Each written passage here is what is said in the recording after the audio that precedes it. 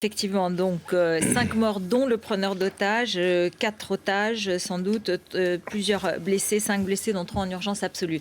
À présent, je voudrais que, puisque le dénouement est intervenu ce soir, un dénouement tragique, d'une séquence tragique, bien sûr, je voudrais avec vous, Sarah Lou, revenir sur ce que nous, comme chaîne de télévision, nous avons vécu aujourd'hui, car nous avons été en contact avec les deux preneurs d'otages.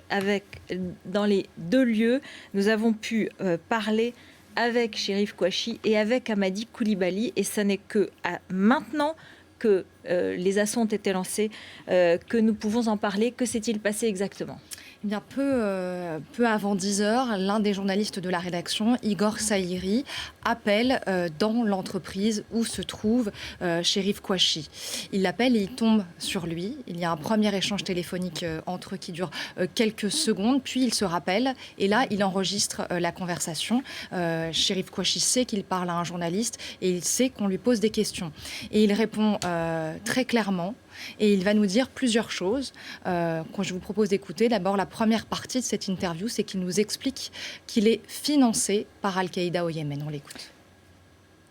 Nous, on te dit juste qu'on est les défenseurs du prophète sallallahu alayhi wa sallam et que j'ai été envoyé, moi, Chérif Kouachi, par Al-Qaïda du Yémen. Et que je suis parti là-bas et que c'est Cheikh Anwar Al-Awlaqi qui m'a financé. Rahimahullah. Et c'était il y a combien de temps à peu près ? Ça fait longtemps, avant qu'il soit tué. Qu'Allah le fasse miséricorde. Anwar al-Awlaki, c'est un prédicateur américain qui a vécu au Yémen et qui a été considéré comme l'une des têtes pensantes d'Al-Qaïda. Donc, il nous raconte qu'il est envoyé par Al-Qaïda au Yémen. Et puis, il nous explique pourquoi leur geste. Ils revendiquent leur geste en disant qu'ils ont vengé le prophète. Et ils expliquent aussi qu'ils réfutent avoir tué des civils. Ça, c'est important parce que pour eux, ces journalistes de Charlie Hebdo, ce n'étaient pas des civils, c'était des cibles. Ensuite, ils continuent tout ça d'une façon très calme en expliquant qu'ils ne viennent pas tuer des femmes et des enfants, mais que c'est nous, les Occidentaux, dit-il, qui tuons des enfants en Irak, en Afghanistan et en Syrie. Alors, il parle de manière, je vous le disais, très calme, très déterminée, comme s'il avait aussi préparé des réponses. C'est ça aussi qui était extrêmement troublant. Une conversation qui a duré 2 minutes et dont le message était de passer des revendications. Il avait l'intention que ces revendications soient connues du grand public. Je précise bien sûr que nous n'avons pas diffusé ces informations pendant le déroulement des opérations, pendant le déroulement des enquêtes. Pour éviter de gêner les enquêteurs, pour éviter de gêner le déroulement et le travail des policiers, évidemment, du GIGN et du RAID. Donc ça, c'est à 10 heures. Et puis, donc c'est un coup de fil que nous avons passé à Chérif Kouachi. Peu après 15 heures, là c'est une situation différente parce qu'on a un coup de fil à la rédaction, cette fois-ci d'Hamadi Koulibaly, qui nous appelle et à ce moment-là c'est le directeur adjoint de la rédaction, Alexis Delahousse, qui le prend au téléphone et qui va faire l'interview. Alors il nous appelle parce qu'en fait il cherche à rentrer en contact avec la police, c'est la raison de son appel.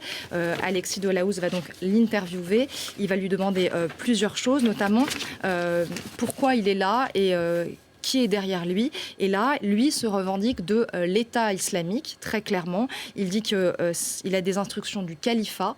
Et puis ensuite, autre élément très important, parce que évidemment, c'est ce que nous disions dans l'après-midi, c'est qu'il va établir un lien avec les frères Kouachi. Je vous propose de l'écouter. Est-ce que vous êtes en lien avec les deux frères qui ont fait l'opération à Charlie Hebdo ? Oui, on s'est synchronisé pour faire les opérations. Est-ce que vous êtes toujours en lien en ce moment avec eux ? Est-ce que vous avez été au téléphone récemment avec eux ? Non. Vous êtes synchronisé de quelle manière ? C'est-à-dire qu'il y a encore d'autres événements qui sont prévus ? Vous avez un scénario ensemble que vous déroulez ? Non, on s'est juste synchronisé pour le départ. Ça veut dire quand ils ont commencé Charlie Hebdo, et moi j'ai commencé à faire les policiers. Autre élément important, il nous dit aussi à ce moment-là qu'il y a 4 morts dans le magasin et qu'il est aux côtés de 16 personnes avec enfants.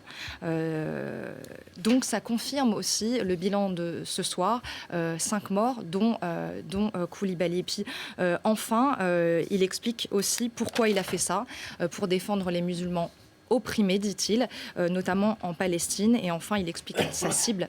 Pourquoi ce magasin Kacher? Parce qu'il ciblait des juifs.